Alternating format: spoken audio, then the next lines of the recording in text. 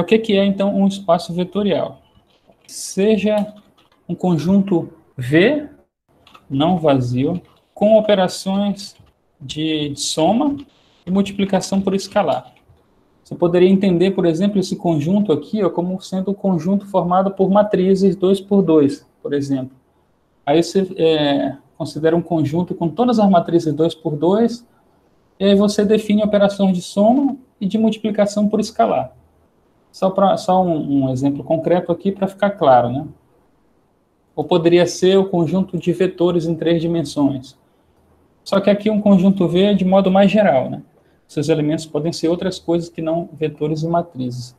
Então, tem essas duas operações e elas determinam para qualquer U e V que pertence a esse conjunto. A gente tem um conjunto V e tem dois elementos aqui que fazem parte desse conjunto. A gente está chamando de U e de V. Se esse conjunto aqui fosse o conjunto das matrizes 2 por 2, U seria uma matriz 2 por 2 e V seria outra matriz 2 por 2. Os elementos desse conjunto determinam para qualquer par de elementos desse conjunto uma soma U mais V, que também faz parte desse conjunto. Ou seja, se eu tenho dois elementos desse conjunto V, eu posso realizar uma operação de soma entre esses dois elementos, e o resultado dessa operação também vai ser um elemento do conjunto. E para qualquer U que pertença a esse conjunto também, e alfa que seja um número real qualquer, um escalar real, um produto ou uma multiplicação, alfa vezes U, e o resultado continua sendo um elemento do conjunto. E aqui, até então, a gente está preparando o terreno para definir o que é um espaço vetorial. Então, daí, né, V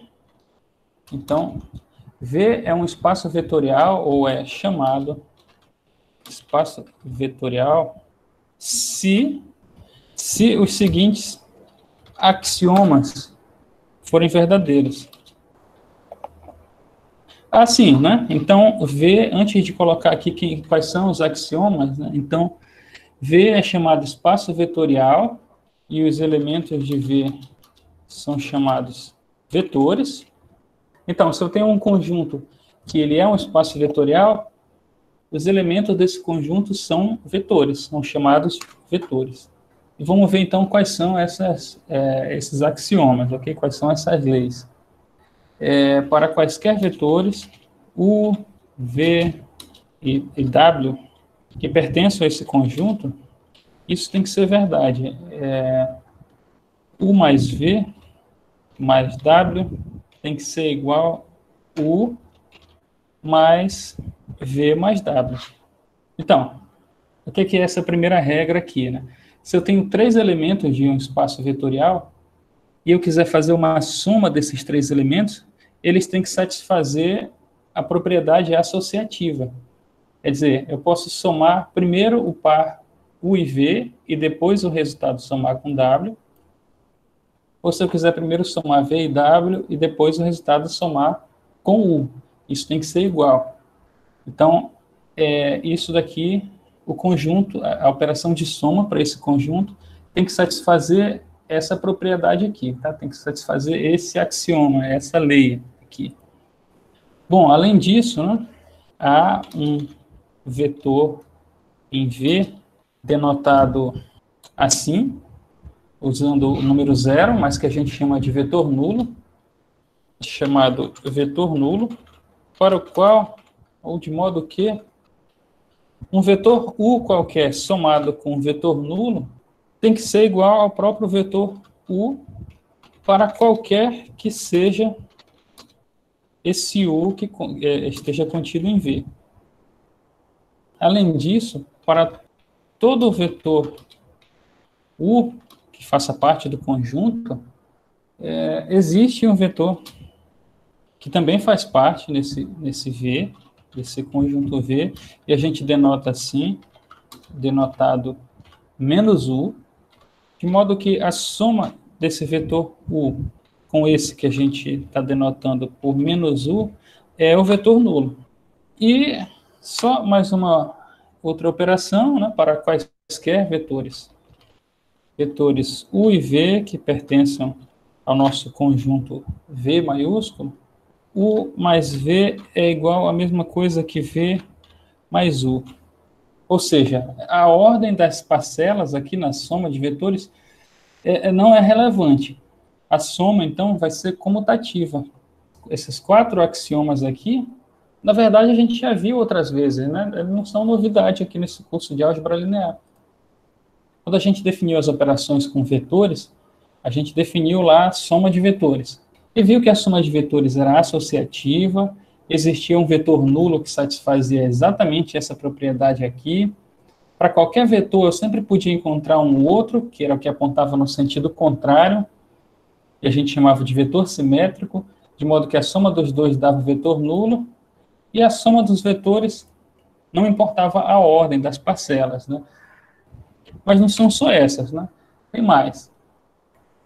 Para qualquer escalar alfa, que seja um número real, e quaisquer par de vetores U e V que façam parte aqui, que pertençam ao nosso conjunto, isso daqui tem que ser verdade, né?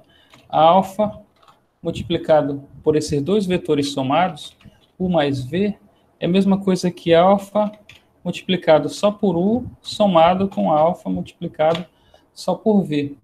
Ou seja, o escalar que multiplica essa soma de vetores aqui pode ser distribuído para essa soma.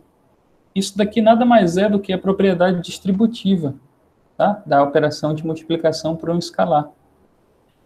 Além disso, tem mais um outro axioma para quaisquer escalares, alfa e beta, que são números reais, e qualquer vetor U, que faz parte do nosso espaço vetorial V.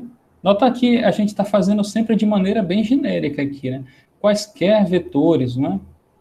Para todo vetor, para quaisquer vetores, para qualquer. Não tem nada muito restritivo, né? Sempre bastante abrangente aqui. Então, para quaisquer escalares alfa e beta, que pertencem aos números reais, ou seja, são escalares reais, e qualquer vetor que faça parte do espaço vetorial, alfa mais beta vezes U é a mesma coisa que alfa vezes U mais beta vezes U. Ou seja, isso aqui significa que a operação de multiplicação por um escalar é distributiva também para a soma de escalares. Eu posso distribuir esse vetor aqui para cada um desses escalares, tal como está feito aqui. Distribuir o vetor U para alfa e para beta, assim. Além disso, né, ainda não acabou, tem mais ainda aqui. Para quaisquer escalares alfa e beta reais, né, e qualquer vetor U, deixa eu só copiar esse texto aqui, também tem que ser satisfeito isso aqui, ó. Alfa vezes beta vezes U é a mesma coisa que alfa vezes beta vezes U. Ou seja, a propriedade é associativa aqui, né? Se eu tenho dois escalares multiplicando um vetor, eu posso primeiro multiplicar esses dois escalares entre si e depois multiplicar o resultado pelo vetor. Ou, se eu quiser, eu posso multiplicar logo o vetor por um dos escalares e o resultado eu multiplico pelo outro escalar. E, finalmente, mais um axioma, o escalar 1 multiplicado por qualquer vetor U, que pertence ao nosso espaço V, tem que ser igual ao próprio U. Para todo U que pertença ao nosso espaço vetorial. Ou seja, multiplicar qualquer elemento do conjunto pelo escalar 1 não faz a menor diferença. O número 1 é o elemento neutro da operação de multiplicação por escalar.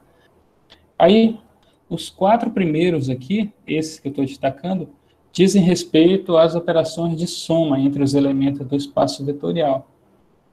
E mais 4, essas daqui, são os axiomas que dizem respeito à operação de multiplicação por um escalar. Qualquer conjunto definido sobre o corpo dos reais, munido de operações de soma entre seus elementos e multiplicação de seus elementos por escalares, tal que esse conjunto seja fechado para a soma, ou seja, a soma de seus elementos resulta em um outro elemento seu, e é fechado para multiplicação por escalar, e essas duas operações satisfazem esses 8 axiomas aqui, é um espaço vetorial. Exemplos de espaços vetoriais. Os vetores que a gente viu lá no início do curso, tanto em 2 dimensões quanto em 3 dimensões, no R2 e no R3, são espaços vetoriais porque satisfazem tudo que é necessário para que um conjunto possa ser chamado de espaço vetorial. As matrizes que a gente viu no capítulo anterior também definem um espaço vetorial, tá? Então, exemplos de espaços vetoriais. Exemplo de espaços vetoriais. Bom, primeiro, né, os vetores no R2 e no R3, ou no Rn qualquer, né, no Rn qualquer. Outro exemplo de espaço vetorial, o conjunto de matrizes de ordem M por N. Porque a gente pode definir, quaisquer que sejam as ordens aqui, dessas matrizes. A gente colocou aqui de modo geral M por N, a soma dessas matrizes e a multiplicação dessas matrizes por escalares satisfazem todos esses axiomas aqui. Outro exemplo de espaços vetoriais. Polinômios de ordem N, de uma ordem N qualquer. Por exemplo, os polinômios de ordem 3 ou de ordem 2, os polinômios de segundo grau. Eles também definem um espaço vetorial. Porque se eu pegar todos os polinômios de ordem 2, por exemplo, e somar, realizar operações de soma entre esses polinômios, essa operação de soma vai satisfazer essas propriedades também aqui, né? Vamos gastar um pouco mais de tempo nesse exemplo aqui, né? Seja V o conjunto de todos os polinômios de ordem 2. Aqui poderia ser a ordem que a gente quisesse, tá? Vamos considerar todos os polinômios de ordem 2. Nesse caso, V é um espaço vetorial, tá? V é um espaço vetorial. Aí vamos pegar alguns dos elementos aqui desse espaço vetorial. Vamos chamar de V1. Um dos elementos vai ser o polinômio 3 mais 4x menos 2x ao quadrado. Esse é um polinômio de ordem 2, é um elemento desse conjunto V aqui, que é um espaço vetorial. Vamos pegar aqui um outro elemento, outro polinômio de ordem 2, 4 menos 3x menos x ao quadrado. Um outro elemento aqui desse espaço vetorial, um outro polinômio de ordem 3, menos 1 mais x ao quadrado. Tá bom? E assim por diante, né? Todos os polinômios de ordem 2 vão ser os elementos aqui desse espaço vetorial, certo? Esses polinômios aqui, então, são os vetores do espaço dos polinômios de ordem 2.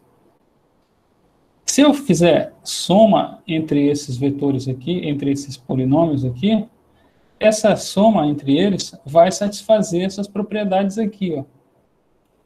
Essas 4. A soma vai ser comutativa.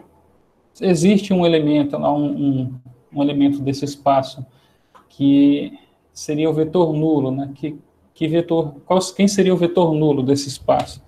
Seria o polinômio, vamos chamar aqui 0, né? A notação para vetor nulo. O polinômio 0 mais 0x mais 0x ao quadrado. Esse é o elemento nulo do espaço dos polinômios. Porque se eu somar esse polinômio aqui com qualquer outro, se eu somar com V3, por exemplo, o resultado vai ser V3, tá bom? Estou somando todo mundo aqui com 0, mas com 0 não vai fazer diferença.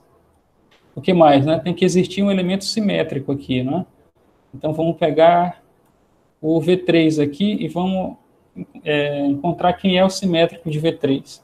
Ora, o simétrico de V3, que a gente denota assim, menos V3, é só eu trocar o sinal de todo mundo aqui, né? Vai ser, então, mais 1, menos x ao quadrado. De modo que se eu somar esses dois vetores aqui, esse polinômio com esse daqui, o resultado vai ser o vetor nulo, né? Esse polinômio aqui, onde todo mundo é 0.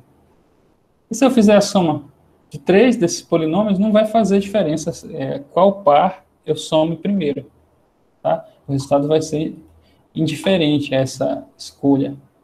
Então, o conjunto de todos os polinômios de ordem 2, eles são um espaço vetorial também, que satisfazem todas as condições para ser um espaço vetorial. Satisfaz, inclusive, aqui as operações de multiplicação por escalar também. É só fazer o teste aqui. Um outro exemplo de espaço vetorial é o conjunto de todas as funções de R em R. Seja V o conjunto de todas as funções f de R em R. Para quem está fazendo o curso de cálculo 1, são todas as funções que a gente está vendo lá, né? As funções polinomiais, as funções racionais, trigonométricas. As funções, o conjunto, a coleção de todas as funções, também define um espaço vetorial. V é um espaço vetorial. E quem são os vetores do espaço vetorial das funções? São as funções. Qualquer função de uma variável real a valores reais vai ser um vetor do espaço vetorial das funções, de R em R. Tá? É isso, então. O espaço vetorial é isso. Voltando para cá agora, né? Além de espaços vetoriais, esse capítulo trata também dos subespaços vetoriais. Então, vamos definir. Seja W um subconjunto de um espaço vetorial V. Então, a gente já tem um conjunto que é um espaço vetorial V. Vamos tentar desenhar aqui, fazer um diagrama. Vamos imaginar que essa elipse aqui, esse círculo, seja o espaço vetorial V. Esse daqui é o nosso... Muito pequeno isso aqui, né? Espaço vetorial V. E aí, todos os elementos do nosso espaço vetorial V estão aqui dentro desse círculo.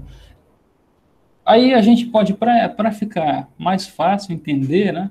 Porque aqui a gente vai definir o que é um subespaço de maneira genérica, tá bom? Mas para ficar mais fácil de entender, a gente pode pensar de maneira um pouco menos genérica, um pouco mais específica. A gente pode pensar, por exemplo, que esse espaço vetorial V é o espaço das matrizes 2 por 2. Então, aqui dentro estão contidas todas as matrizes 2 por 2. Todas as matrizes 2 por 2 estão contidas aqui dentro. O que a gente vai fazer é pegar um subconjunto delas. Vamos pegar aqui, então, vamos colocar de uma cor diferente. E isso daqui é um subconjunto de V. Ou seja, de todo o universo das matrizes 2 por 2, a gente vai pegar só uma parte delas. E aí essa parte que a gente vai pegar são as que estão dentro desse círculo menor aqui. E aí esse é o que a gente está chamando de W. E aqui em azul é o que a gente está chamando de V, que é um espaço vetorial. Espaço vetorial aqui, com todos os seus infinitos elementos. E aqui uma parte menor desse espaço vetorial, um subconjunto dele, é um outro conjunto que está contido no conjunto maior, que coleciona só uma parte dos elementos que fazem parte de V, tá bom? Se V fosse o espaço das matrizes 2 por 2, seriam algumas das matrizes 2 por 2, não todas elas. Aí vamos voltar para cá. Seja W um subconjunto de um espaço vetorial V. Quando é que a gente pode dizer que esse subconjunto é um subespaço de V? W é chamado subespaço de V se esse subconjunto W é um espaço vetorial em relação às operações de soma e multiplicação por escalar do espaço V. Então, primeiro, a gente tem um subconjunto de um espaço vetorial. E a gente quer saber quais são as condições para que esse subconjunto seja também um espaço vetorial, certo? Ou seja, seja um subespaço vetorial de V. Então, aqui a gente tem em azul o nosso espaço vetorial V, e aqui em vermelho uma pequena coleção, uma coleção menor de elementos desse espaço V, que a gente está chamando de W. Quando é que eu posso chamar esse subconjunto aqui esse W, de subespaço vetorial. Quando os elementos aqui de W satisfazem todas as propriedades lá, todos os axiomas, que definem o que é um espaço vetorial, só que em relação às operações do espaço V. E aí tem um critério que a gente usa para identificar quando que um subconjunto é um subespaço. Vamos ver qual é esse critério aqui, né? Critério para identificar subespaço. E é o seguinte, esse critério ele tem força de teorema, então ele é bastante forte.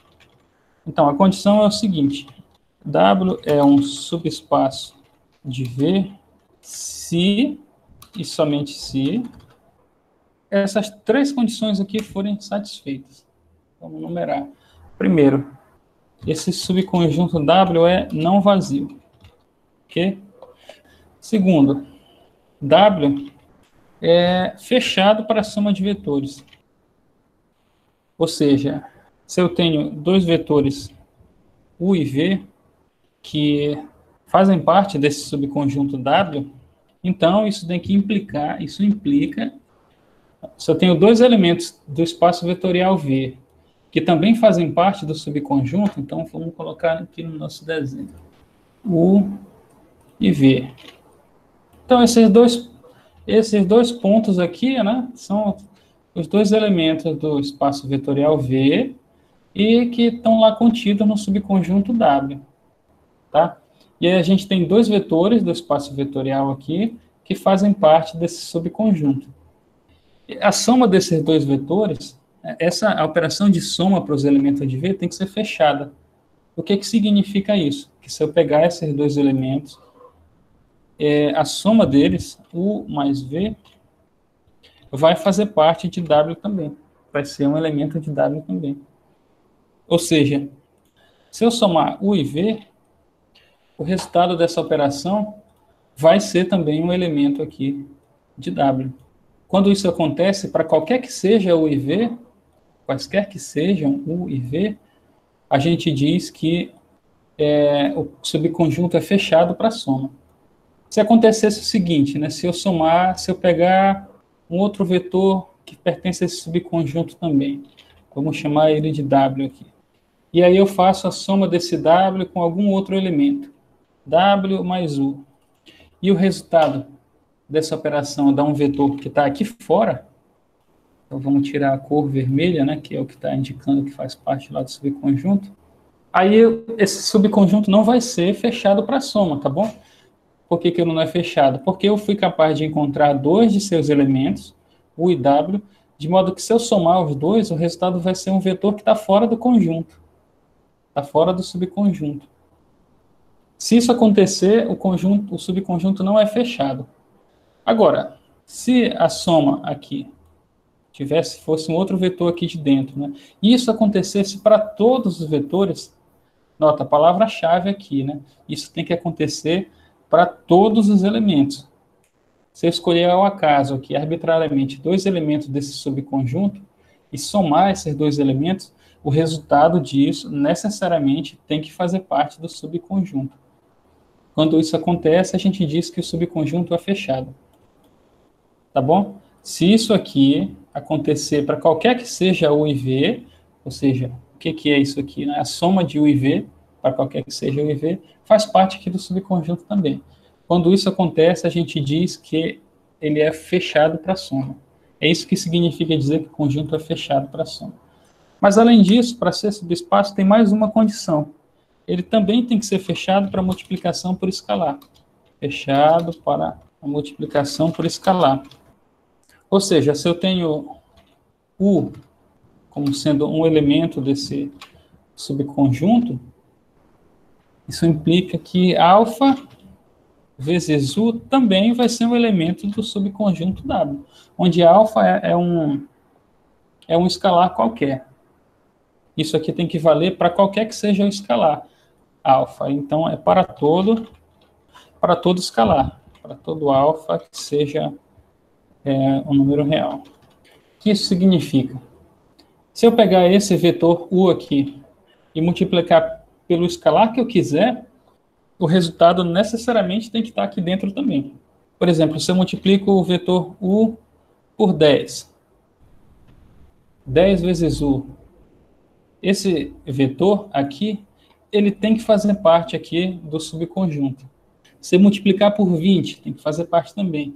Se multiplicar por 1 milhão, tem que estar aqui dentro também. Se multiplicar pelo número que eu quiser, o resultado vai ter que estar aqui dentro. Se multiplicar por um alfa qualquer, o resultado tem que fazer parte aqui do subconjunto, tem que estar contido aqui no subconjunto W. Se tudo isso aqui for satisfeito, ou seja, se o subconjunto for não vazio, for fechado para soma e for fechado para multiplicação por escalar, então esse subconjunto é um espaço vetorial, é um subespaço vetorial. W, então, vai ser um subespaço de V. Vamos ver alguns exemplos aqui. Considere conjunto não, já o espaço vetorial. O espaço vetorial R3. Ou seja, todos os vetores tridimensionais. Aí, primeiro, né, o subconjunto W. O subconjunto W, que está contido em V. Tá? Considere, então, o subconjunto W de R3, constituído pelos vetores cuja terceira componente é nula. E considere também, né, mais um outro subconjunto aqui, o subconjunto, vamos chamar de W1, porque vão ser dois, né? O subconjunto W1, considere também o subconjunto W2, também, contido no R3, constituído pelos vetores de módulo menor que 1, menor ou igual a 1. Portanto, aqui a gente tem exemplos concretos, né, de subconjuntos de um espaço vetorial. A pergunta é, W1 é um subespaço do R3? W2 é um subespaço do R3? E aí como é que a gente responde, né? Se esses subconjuntos aqui, W1 e W2, são subespaços do R3. A gente tem que verificar se W1 e W2 satisfazem esses três critérios aqui. São de serem não vazios, serem fechados para soma e serem fechados para multiplicação por escalar. Vamos considerar o primeiro caso aqui. Todos os vetores cuja terceira componente é nula. Então, a gente precisa verificar se esse subconjunto é não vazio. Bom, não é, né? Porque a gente pode citar aqui vários exemplos, né? Então, fazem parte de W1, por exemplo, os elementos. Aí a gente pode citar quantos a gente quiser aqui, né? Qual é o critério para fazer parte do subconjunto W1? Tem que ser um vetor do R3 e a terceira componente tem que ser nula. Então, eu posso pegar o vetor que eu quiser com a terceira componente nula, o vetor 1, 1, 0. Componente X, componente Y, componente Z. A terceira componente é a componente Z, tá? Então, é só pegar qualquer vetor cuja componente Z é igual a 0, que esse vetor vai fazer parte de W1. Esse elemento é um exemplo, 10, 14, 0 é outro exemplo, menos 1, 0, 0 também, tá? E assim por diante. Posso citar aqui quantos exemplos eu quiser, tá? As possibilidades são infinitas. Qualquer vetor com três componentes aqui, desde que a terceira componente seja igual a 0, vai ser um elemento que faz parte desse W1. Um elemento que não faz parte, por exemplo, o vetor 1, 1, 1. Esse não faz parte de W1, por exemplo. Não é porque a terceira componente dele é 1. E o critério é que a terceira componente seja nula. A terceira componente dele não é nula, portanto, ele não pertence ao subconjunto W1. Tá bom? Qualquer outro que a terceira componente aqui é diferente de 0, não vai fazer parte do subconjunto. Mas todos os outros, em que a componente vai ser 0, a terceira, aí sim vão fazer parte. De modo geral, os elementos de W1 têm a forma A, B, 0, onde A e B são quaisquer números reais. De modo geral, eu posso representar os elementos desse subconjunto W1 dessa forma aqui. aqueles vetores em que a terceira componente é 0, e a primeira e segunda pode ser quem eu quiser que seja, ou seja, A e B, onde A e B é qualquer número real. Pode ser inclusive 0 também, né? O vetor 0, 0, 0 faz parte aqui. Vou colocar mais um exemplo. O vetor 0, 0, 0 faz parte, porque o critério é que a terceira componente seja 0. Aqui a terceira componente é 0, não importa as outras duas, né? Nesse caso aqui elas são 0 também, mas não precisaria ser, ou poderia ser, não faz a menor diferença. Basta olhar para a terceira componente, nesse exemplo aqui. Então, de modo geral, os elementos vão ter essa forma aqui. Daí a gente conclui, então, que o W é não vazio. Então, esse critério aqui é satisfeito. A gente tem que ver se ele é fechado para a soma de vetores. Como é que a gente faz, né? Aí daqui a gente conclui, né? Concluímos que W1 é não vazio. Ele é não vazio, né? Tá aqui, a gente pode citar vários elementos dele. Só que foram 4, a gente poderia citar infinitos. Portanto, tem gente lá dentro dele, de W1, ele é não vazio. Aí a gente precisa verificar se ele é fechado para soma também. Então, precisamos verificar se W é fechado para soma. Se a gente pegar dois elementos quaisquer que pertencem a W1, a soma deles tem que pertencer a W1 também. Então, vamos pegar, por exemplo, esse elemento aqui e esse daqui. Então, por exemplo, né, o elemento 1, 1, 0 faz parte do subconjunto, e eu vou somar com esse outro aqui, que faz parte do conjunto também. O resultado dessa operação vai ser, aí eu somo aqui, né? 1 mais 10 é 11, 1 mais 14 é 15, e 0 mais 0 é 0. Olha só, né?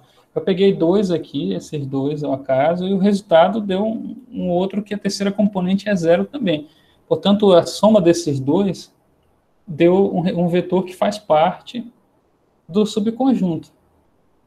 E aí isso indica que esse conjunto é um bom candidato a ser fechado para soma, certo? Nota, né? Repare que isso não prova que W1 é fechado para soma. Isso não prova ainda que é fechado para soma. Por que que não prova, né? Eu peguei dois elementos quaisquer aqui, que eu escolhi ao acaso, somei e deu esse outro elemento aqui, deu esse outro vetor que também faz parte de W, né? W1, porque a terceira componente dele é nula, que é o critério para fazer parte, tá? Só que, se a gente for ver aqui, né, isso tem que ser válido para todos os vetores que fazem parte do subconjunto. Aqui eu não fiz para todos os vetores, né? Aqui eu fiz para esses dois só. E muitos outros, né? Tem esses outros dois aqui, por exemplo. Então, para provar que o subconjunto é fechado para soma, eu tenho que fazer isso de maneira genérica. Para provar que W1 fechado para soma, precisamos utilizar vetores genéricos, elementos de W genéricos. Vou já explicar o que é isso, né? Então, a gente pegou dois aqui ao acaso e viu que o resultado deu um vetor que faz parte do conjunto. Mas nada me garante nessa operação que isso vai acontecer sempre. Pode ser que eu acabe encontrando outros dois, aí eu some esses dois e o resultado ser um vetor que aqui não é 0. Não parece ser o caso aqui, né? Parece que esse é um exemplo de um conjunto que é fechado para soma. Isso aqui só mostra que ele é um bom candidato, né? Isso mostra que W1 é um bom candidato para ser fechado para soma. Nota, mas ser um bom candidato não significa que ele é de fato, tá bom?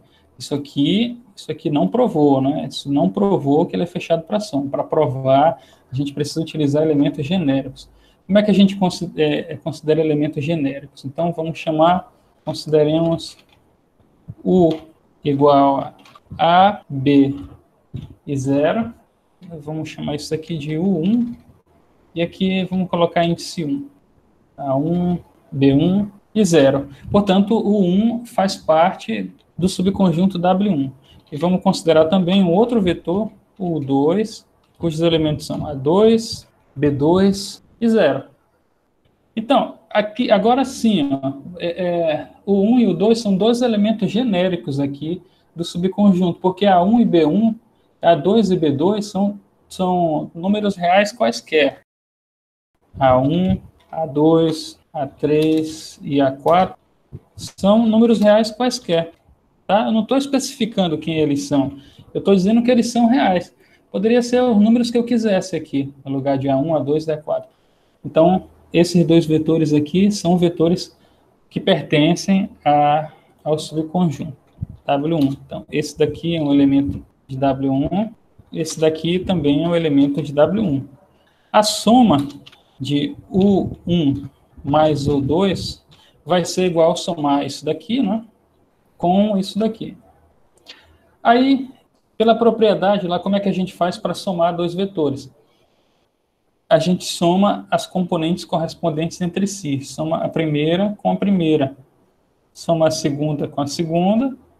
E a terceira com a terceira. O resultado vai ser, então, a primeira componente vai ser A1 mais A2. A segunda componente vai ser B1 mais B2. E a terceira componente vai ser 0 mais 0.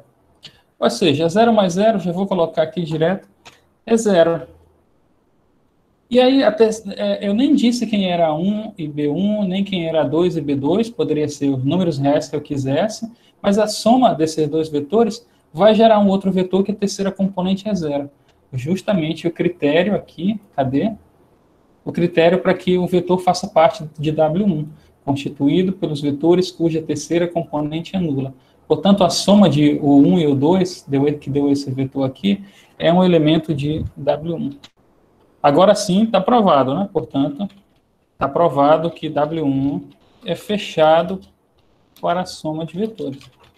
Olha quanto rodeio aqui, né? Para provar que ele é fechado para a soma de vetores. Aí vamos voltar aqui para a definição, né, do que é um subespaço vetorial. A condição é que ele tem que ser não vazio, a gente já viu que não é, já viu que satisfaz isso. Ele tem que ser fechado para a soma, acabou de provar que é, mas ele tem que ser fechado para multiplicação por um escalar também. Nota que só mostrar que ele é fechado para a soma ainda não é suficiente, tá? Precisa dessa outra condição também. A gente vai ver, conforme for fazendo mais exemplos, que vão ter vários subconjuntos que vão satisfazer as duas primeiras aqui e não vai satisfazer a terceira, por exemplo, né?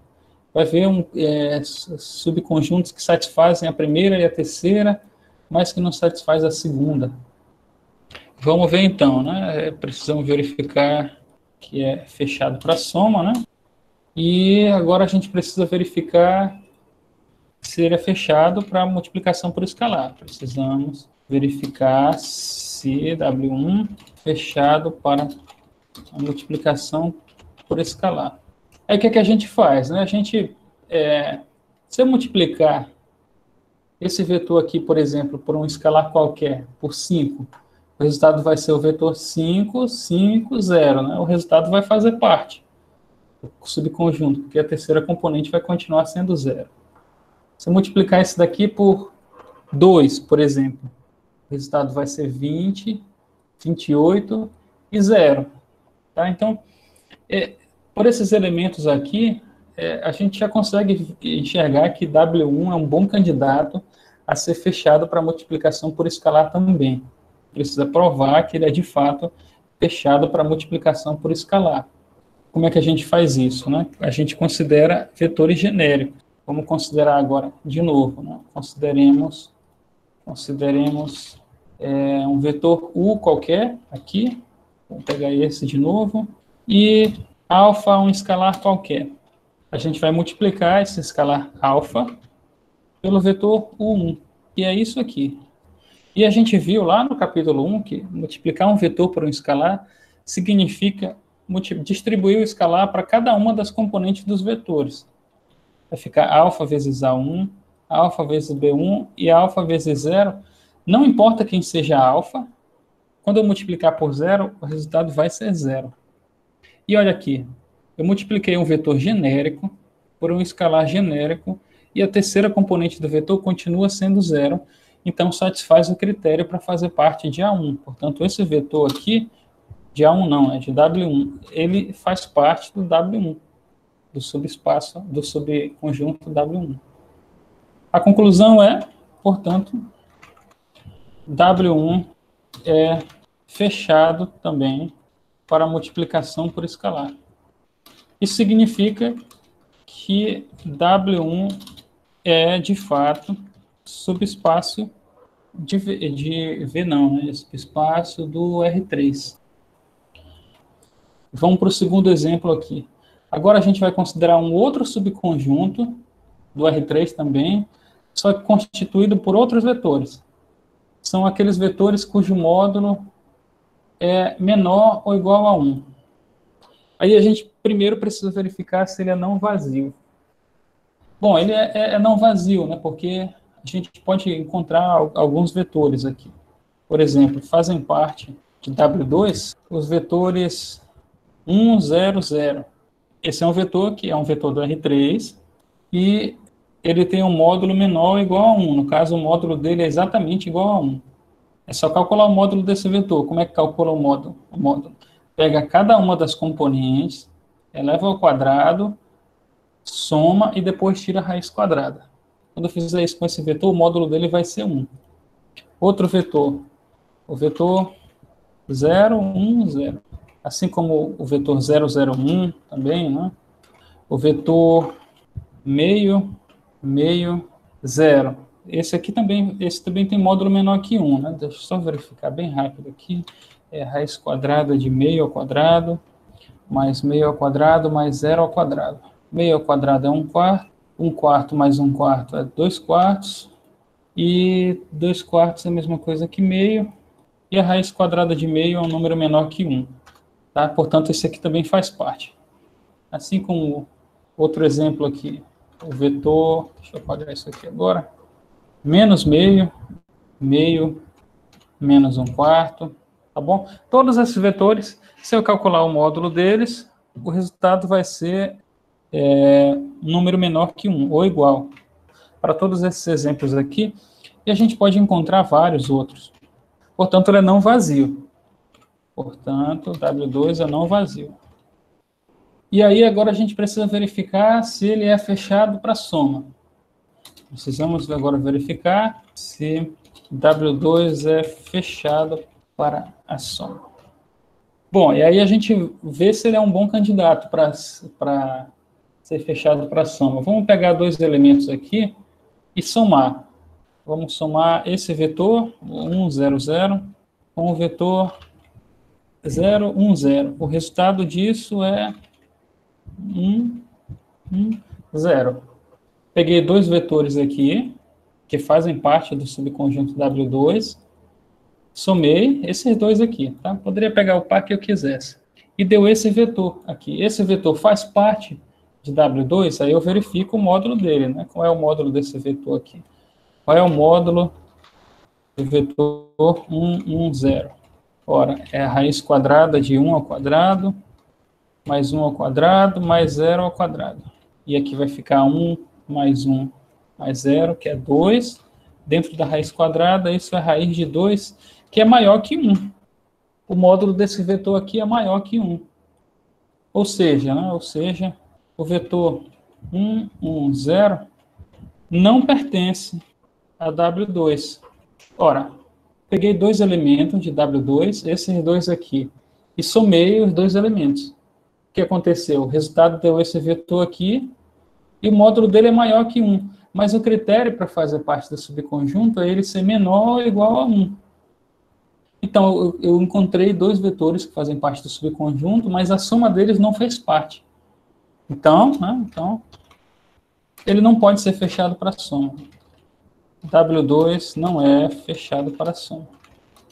Portanto, W2 não é subespaço de R3. Aconteceu aquilo que estava lá no desenho. Esse daqui é o R3. E aqui a gente tem o W2, que são todos os vetores do R3 cujo módulo é menor ou igual a 1. Aí fazem parte desse vetor, desse subconjunto aqui, o vetor 1, 0, 0, desse subconjunto. Assim como também faz parte o vetor 0, 1, 0, porque o módulo é igual a 1, tá? Para fazer parte, o módulo tem que ser menor ou igual a 1. Então, esses dois aqui satisfazem o critério. Mas se eu somar esses dois, o vetor que é igual à soma aqui do vetor 0, 1, 0, com esse, vai ser um vetor que não está dentro do subconjunto aqui, né? Então, ele não é fechado para soma, porque se ele fosse fechado para soma, e eu pegasse dois elementos quaisquer aqui, que fazem parte dele, esses dois, por exemplo, e somasse, o resultado teria que estar aqui dentro também. O que não acontece para esses dois fazem parte do conjunto, mas a soma deles não. Tá? É um vetor no R3, mas que o módulo não é menor ou igual a 1. Tá? O módulo dele é a raiz de 2, que é maior que 1.